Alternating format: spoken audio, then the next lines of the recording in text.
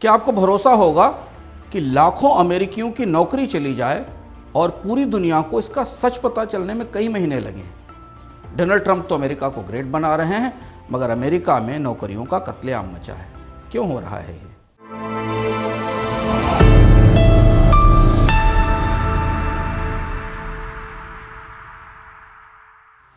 शायद आपको पता चला हो कि बीते एक साल में अमेरिका में करीब 10 लाख नौकरियां बनी ही नहीं, मगर सरकारी रिपोर्ट में यह दिखा दिया गया कि नौकरियां बनाई गई थी।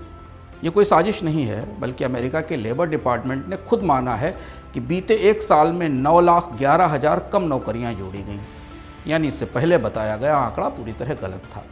BLS यानी लेबर डिपार्टमेंट के आंकड़े अमेरिका के ताज़ा इतिहास में अब तक का सबसे बड़ा रिवीजन है। और इतना बड़ा रिवीजन या बदलाव कोई टेक्निकल गलती नहीं है। इसका सीधा मतलब यह है कि पूरे साल दरअसल इकॉनमी अपने अनुमान से बहुत ज़्यादा कमज़ोर थी। कंपनियों ने जितनी भर्तियां दिखाई, असल में वास्तव में भर्तियां उससे कम थी, कम लोगों को नौकरियां दी गई। इससे पहले 2024 में भी 8.2 लाख कम नौकरियों का रिवीजन हुआ था। ये घटती नौकरियां अब सिर्फ अमेरिका में नहीं बल्कि पूरी दुनिया के लिए झटका है।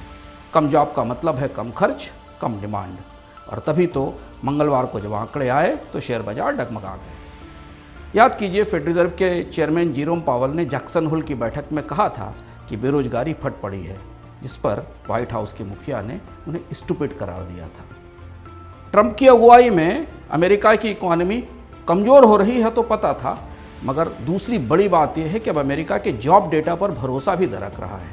अगर एक साल में लाखों नौकरियां हवा हो सकती हैं, तो टैरिफ लागू होने के बाद क्या होगा? अमेरिका का जॉब डेटा देखकर दुनिया के बाजारों को मंदी के बुरे सपने आने लगे हैं।